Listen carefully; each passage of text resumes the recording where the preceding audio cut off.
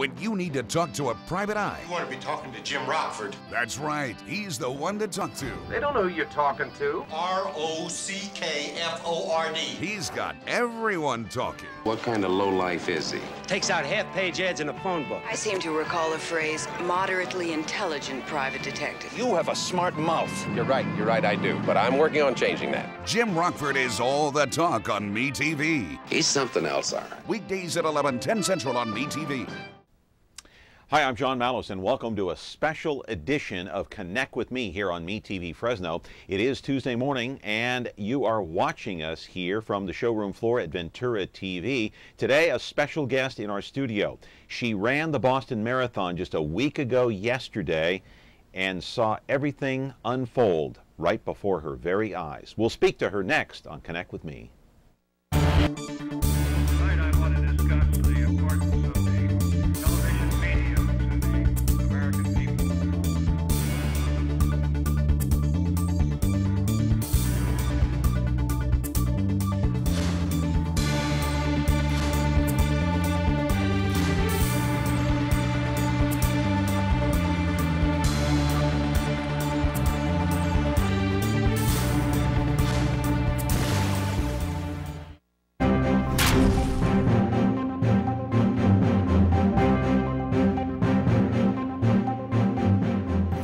Today, unfortunately, we're going to relive what happened at the Boston Marathon a week ago yesterday. We all remember where we were and what we heard and when we actually heard it. And then when we saw the two bombs go off, everybody was in shock, could not believe what had just happened. It was the first attack on American soil since 9/11. Thank goodness, and hopefully we won't see another one ever again, but of course there are no guarantees.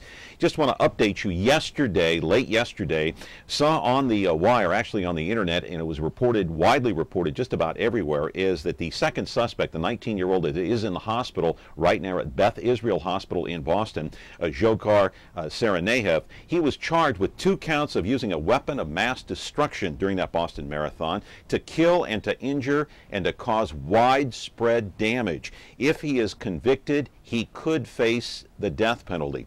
So now in the studio, we're going to interview a guest here in just a few minutes who was in the Boston Marathon, saw what unfolded in front of her. But for a moment, let's relive what happened not long ago.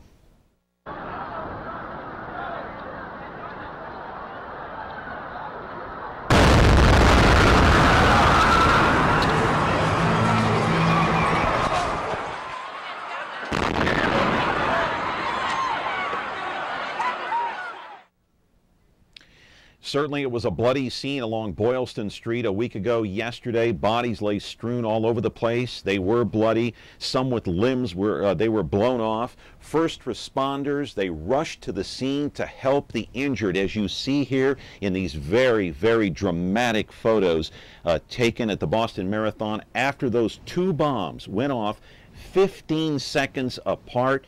More than 170 people were injured at this year's Boston Marathon. Live in our studio right now is Sally Lovejoy. She has ran in 2 of those marathons, once last year and this year. She did not finish this year's marathon, although she saw what happened in front of her. We're going to be talking to Sally Lovejoy about that. No phone calls on this day. This is a tape program. Sally Lovejoy has agreed to come in graciously and spend time with us and talk to us about her experience, what she witnessed, what she saw, and certainly the grief that she experienced during this year's Boston Marathon. Back with our program, Connect with Me, in just a moment. Frigidaire. We introduced the first home freezer, the first pulsator agitator washer, and now we introduce the Frigidaire Orbit Clean dishwasher, designed with a unique wash arm that gives you 4 times more water coverage for a consistently better clean.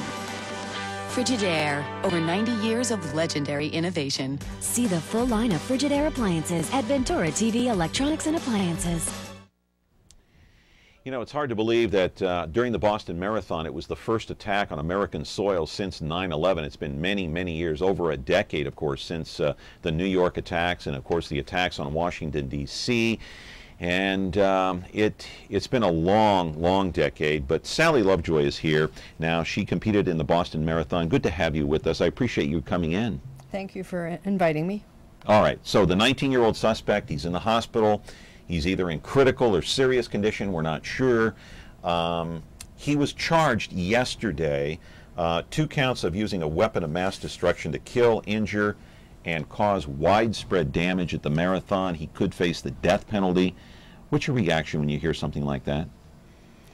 I think that the charges are appropriate and the punishment will be appropriate if he's convicted of those charges. Yeah.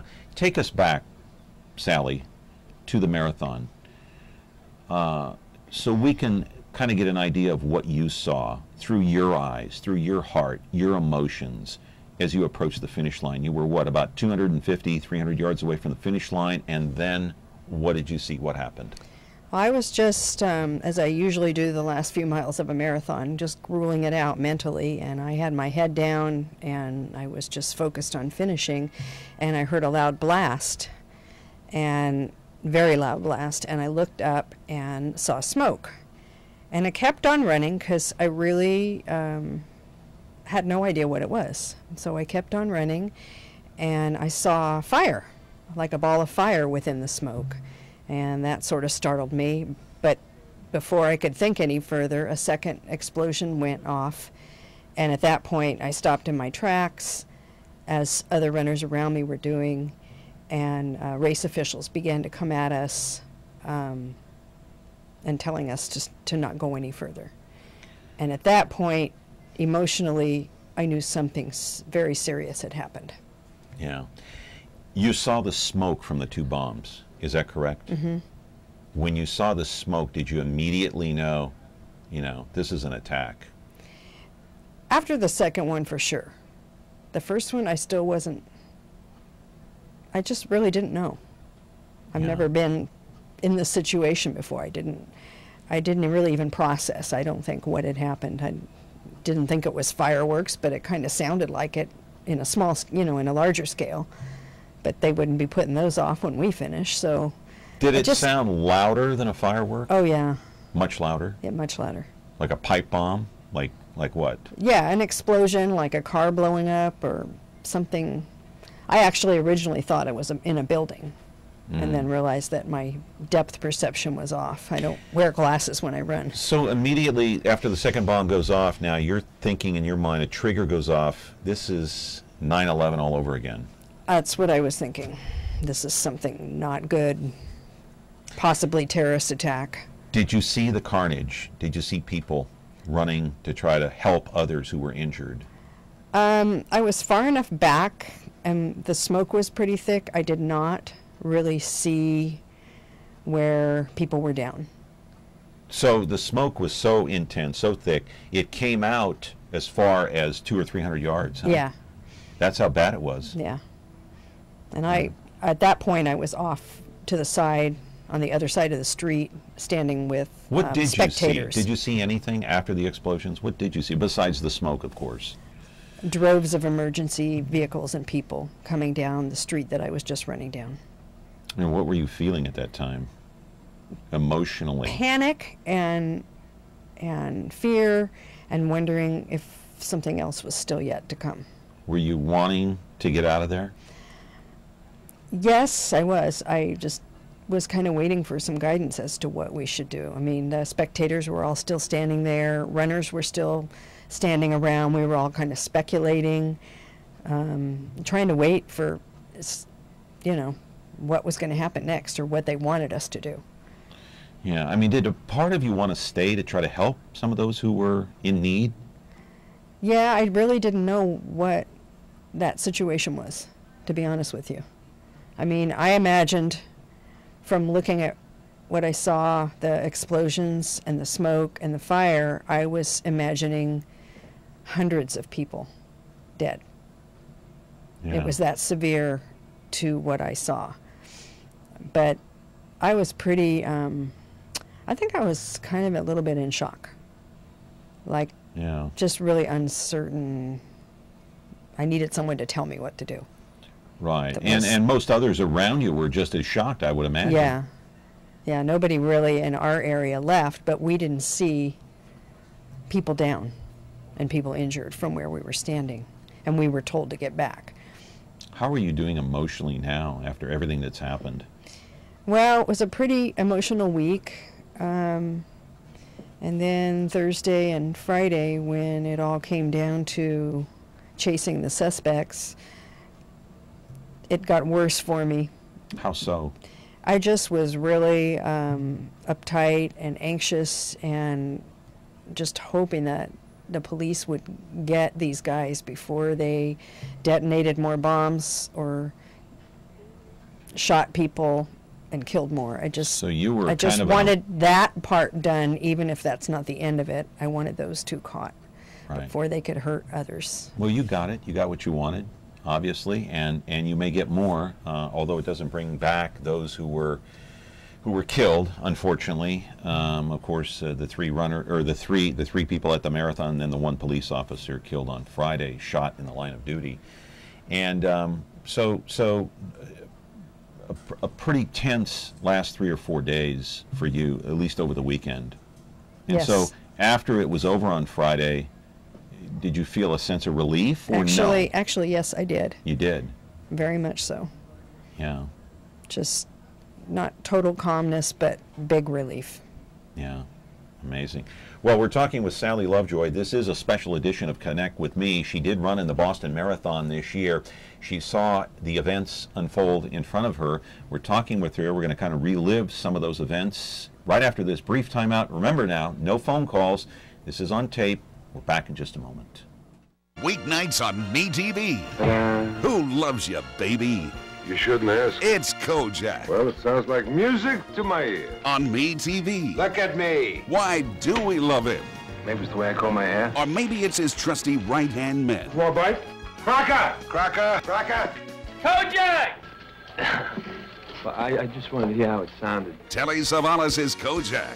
Story of my life, baby. Weeknights at 12:30, 11:30 Central on MeTV. Who loves you?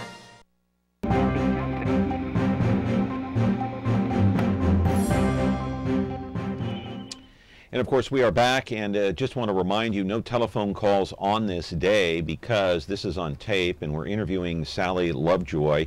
She drove down from Visalia. She is from Visalia. That's where she lives. She is actually a teacher's aide. Is that correct? Yes, it is. Okay, you are a teacher's aide, and that's why you couldn't come in live. You got a job to do.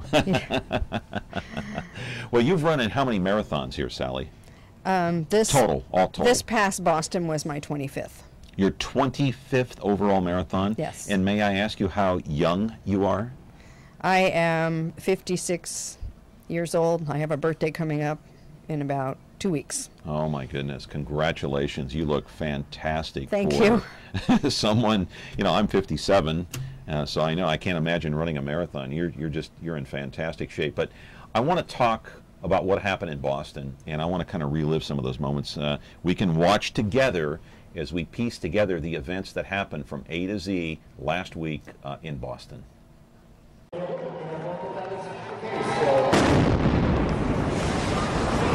It caught everyone by surprise. The first bomb went off as runners crossed the finish line.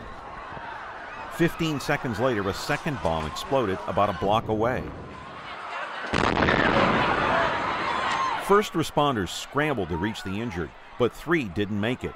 8-year-old Martin Richard, seen here in this photo as he asked for peace. Crystal Campbell, a 29-year-old restaurant manager. And Lindsay Liu, a Chinese national. More than 170 people were injured by the blasts. The next day, federal authorities asked for your help from the public in identifying any potential suspects through video or still photos. Then late on Thursday, a break in the case.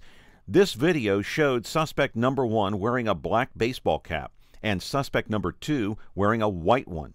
Both were carrying backpacks. At a news conference, the FBI released these photos. They showed 26-year-old Tamerlan Zaranev and his younger brother, 19-year-old Zhokar. Lo and behold, just a few hours later, MIT police officer Sean Collier was gunned down in his squad car after he responded to a disturbance. He was shot by the 2 suspects, according to police. Minutes later, they hijacked a Mercedes. They eventually let the owner go But the crime spree was on, as the suspects then knocked off a convenience store. A few minutes later, police pursued the pair in a wild car chase through Boston and Watertown, as the suspects were throwing bombs and hand grenades out the window. 200 rounds of ammunition were exchanged. During the gun battle, Tamerlan was killed, but his younger brother, Dzhokhar, slipped away, and the manhunt was on for police. The next day, on Friday, police locked down the entire city. They set up a 20-block perimeter, but Dzhokhar had gotten away. A little while later, at 67 Franklin Street in Watertown, the owner of a boat called 911 to report he had found someone in his boat bleeding, and that it could be the suspect they were looking for.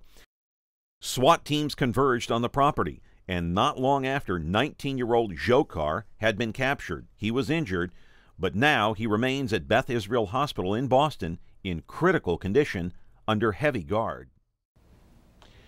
So, we think he's in critical. He might be in serious. I don't know. Maybe he's been upgraded a little bit, but we heard that over the weekend. So, looking at that piece of tape there, looking and reliving some of those events from A to Z, what crosses your mind? What stands out besides, obviously, the bombs that went off?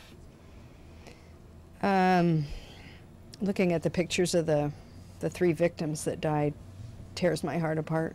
Yeah, the 8-year-old boy. And the 2 young ladies, it's and a the shame. police officer who was doing his job responded to some kind of a disturbance and boom, was shot in his squad car. It makes me sick. Yeah. To see and there's that. another officer who was seriously injured, although they think he's going to make it. So it's just an emotional thing all the way around. But would you not agree that at a sporting event, I don't care if it's the Super Bowl, the World Series, the Boston Marathon, the New York Marathon, I believe, takes place in the fall, if I'm not mistaken. October, I think. Or yeah. early November, I think. Yeah, okay. It's impossible to protect everyone along that 26-mile route. Yes, it is. Would you agree? I agree. What in your opinion, can be done to maybe step up security, even knowing that you can't protect everyone all the time? Well, the only thing that I can think of, besides what they're already doing, is for people to be more vigilant, the spectators as well as the runners, if they see anything unusual, to report it to somebody. Yeah, what's so shocking is that the 2 suspects just kind of blended into the crowd with backpacks. Now, the crowd was focused as the runners were crossing the finish line. They're not looking behind them. Yeah. And most people don't when they're at a spectating event. They're wanting to see the event. And so, yeah, that's a tough thing to ask people to do. Yeah, it is. To be more aware 360 degrees around you of everything that's happening, because... Right, because you're there to have fun. Yeah. You're there with your family to enjoy the scenery, to enjoy the event, to watch the runners, to congratulate the runners for making the 26-mile trek, which is no easy feat. And go ahead. But at least at a stadium, they can search things that you bring in. But in a marathon, there is no entrance gate to check what people have or don't have. So that is a vulnerable sport. Are you surprised, Sally, that the bombers didn't detonate those devices a little bit earlier in the race when the winners were actually crossing the finish line? That surprised me a lot, because I think... Because it would have been more congested, right? Yeah, it would have been more congested. They probably would have hurt and probably killed a lot more people. Right. I'm glad they didn't, but I was surprised when I got back to the hotel and started watching the TV. I thought, well, why did they pick, the last group that was coming through to do this too? We got to take a commercial break, but when we come back, I want to talk to you about what you did immediately after, where you went, what you did. Give us some insight there, and then we'll close out this interview. And thanks for coming in. Sally Lovejoy is with us. She is from Visalia. She's a teacher's aide, doing the good deeds that every one of us ought to be doing, Doc. And she runs marathons to boot. Holy cow, what a life she has lived. She's incredible, and we're glad to have her here as our guest today on Connect with Me. No phone calls. This thing is on tape. Back in a minute. Ventura TV Appliance Center. We're the Save Energy, Save Time, Save Money place. The Energy Star qualified, ready, steam-equipped, high-efficiency Frigidaire Affinity place. You heard right. Right now, save big on select Frigidaire laundry pairs and pay no interest when paid in full within 6 months. At the hometown low price, think outside the big box place. Since 1951, Ventura TV Appliance Center. We're working hard to be your place. Once again, if you haven't heard, the 19-year-old suspect that is in the hospital, I don't know, is he in serious critical condition? I guess officials, they want to keep him alive. They want to pump him for as much information as possible. But yesterday he was charged with 2 counts of using a weapon of mass destruction to kill and injure and cause widespread damage during the Boston Marathon. If he is convicted in a court of law, of course, he could face the death penalty, much like Timothy McVeigh when he was convicted in the Oklahoma City bombings. All right, there's this thing where, I'm sure you've heard on the news, Sally, about the Miranda rights. They have not read him his Miranda rights. Okay, I'm sure you know the story behind this. What are your thoughts about that? Because if they did, then he could just simply sit back and say, well, I reserve the right not to talk to you and not say anything. But they don't want to do that because they want to still maybe treat him as an enemy combatant. That's the term that I've heard, enemy combatant in a terrorist attack against the United States. What are your thoughts on that? I hope they know what they're doing because I don't really know that much about it. It makes sense. Does it? Yeah. To treat him that way so they can get more information. In your opinion, is he an enemy combatant, even though he is a U.S. citizen? Yeah, I think so. Because? Because he killed innocent people for no reason. He killed other U.S. citizens, and to me, personally, I think he's an enemy. Was this an attack on the people at the Boston Marathon, or was this an attack against America? I feel like it's an attack on America. And the Boston Marathon was just the venue that he used. Do you think it kind of messed with our psyche a little bit because of what happened in 9/11? Yeah. It messed with our. Did it mess with your psyche a little bit? Yeah. Yeah. In what way? Just. Here we go again. Yeah, scary that we're doing this. We're doing this again in a smaller scale, but still just as serious and traumatizing. Right. Right. And of course, it could happen again. We hope not. That's the scary part? Yeah. That it could happen again anywhere, anytime. Yeah, I've got, a couple more marathons coming up this year, and I don't want to think about it, but I probably will. You will? I just won't be able to get that out of my mind. Where are you going to run? Well, the big one is in Chicago in October. Okay. And that crossed my mind pretty quickly after this happened, that okay, I'm running the Chicago Marathon. Chicago's a big city. They've never attacked Chicago before. So, yeah, I'm a little terrorized. Right. You're not doing New York, then, if you're doing Chicago. New York, yeah, New York is really hard to get in, and you have to have a lottery. And they're pretty close together, yeah, they I believe. So what other one will you run in? Walt Disney World. Okay. Doing that one. And both of those are kind of high profile venues. Chicago probably more so. Maybe more so. Because they get a lot of international runners for that one. Yeah. So you think that's going to be going through your mind, huh? Yeah. Big time. Unfortunately. Will you be on the lookout more? Do you think it will affect your running? No. It won't affect how you run? No. I'll just run the same way I always run. Yeah. But you're right. I'll probably have a second pair of eyes, just kind of wondering. Yeah. Is this going to be it? Yeah. Is this the way that I'm going to die? Is this how I'm going to spend my last day? I thought that way. Yeah, I thought that way in Boston. Did you think you were going to die in Boston? It crossed my mind. Because 2 explosions went off, and I thought, well, where's the next one going to go off? Am I standing right where another bomb's going to be going off? It did cross my mind. Yeah, that's kind of it's almost like a terrorist trademark to set one off, and then the first responders get in there to try to help the injured, and then boom, a couple of minutes later, bam, another one goes off, and then you start wondering, where's the next one going to happen, or when? I did. It crossed my mind. Yeah.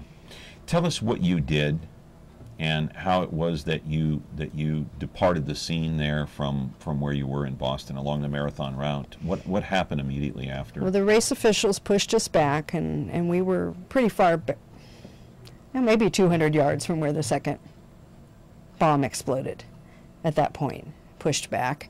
And the spectators are still standing there, and there's an iron fence separating me from the spectators. And I thought about climbing over it. Didn't know if I could after running 26 miles. I know someone would have helped me. Then, as the droves of police vehicles and emergency vehicles, ambulances were coming down the street, police officers on foot were coming to where the crowd was, and the runners left on the course and sending us back up Boylston Street away from the scene. And so I just began to walk. I was quite cold. It was about 50 degrees in Boston at that point, and after just running 26 miles, I was shivering, probably a little bit too from shock.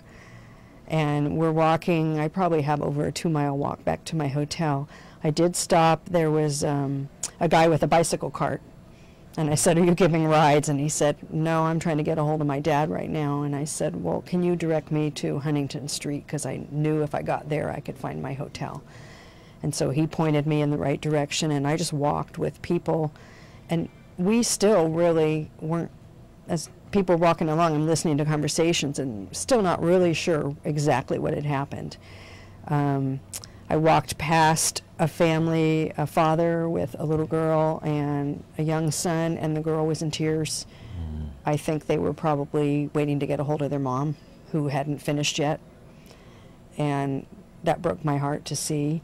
Many people asked if I had finished or did I see it as we're walking along, and I said yes. A couple people noticed me shivering. One lady offered to give me her jacket, and I said, "No, that's okay, I'm almost at my hotel," and she insisted that I put it on until we got to my hotel to keep me warm. So the compassion and caring was incredible. And once you got to the hotel room, did it become more clear to you what had happened after you turned the TV on? I turned the TV on and watched everything repeat over and over and over again, listened to the commentary. I was just glued to it. While I'm doing that, I'm trying to contact family members, because at the time I couldn't call out on my phone, but I was able to send messages. With your cell phone? Yes, okay. With my cell phone, which I almost always carry in a race. Yeah, but you didn't have it with you? Or? Yes. Oh, you had it with you, but yes. You couldn't call out or anything? I couldn't call out. Okay. I sent messages to my Was daughters and my husband husband. with you, or? Not this year. Okay, They all so came last year. I was and by were myself. they worried? Yes. Yeah, I would imagine so. And my girls were in San Francisco together, and they weren't by a TV, and they got my message saying I'm okay, turn on the news, and they had to start asking around to see if they could find out what happened. But my husband went in and put on the news and found out right away what was going on. Right. But he knew you were okay from yes. your messages. Right. So you were able to text then? I was able to basically. text, and that went through until I got back to the hotel room, and I was able to make phone calls even after they said they shut down phone service. Right. I was able to get out. Well, Sally, we're going to let you go. Okay. And it's tough. I know it's tough. I'm glad you're okay. Thank you very much. I'm glad you made it, and I'm sure your family is too. I appreciate you coming in and talking to us about this. A very emotional time for you. It is. You know, the attack on America, again, the second one, the first one actually since 9/11. Our thanks to Sally Lovejoy for coming in on this special edition of Connect with Me. Sorry, no phone calls today. This was on tape. Tomorrow we'll talk about the anniversary of the Armenian Genocide, 98 years. We're back tomorrow on Connect with Me, MeTV Fresno.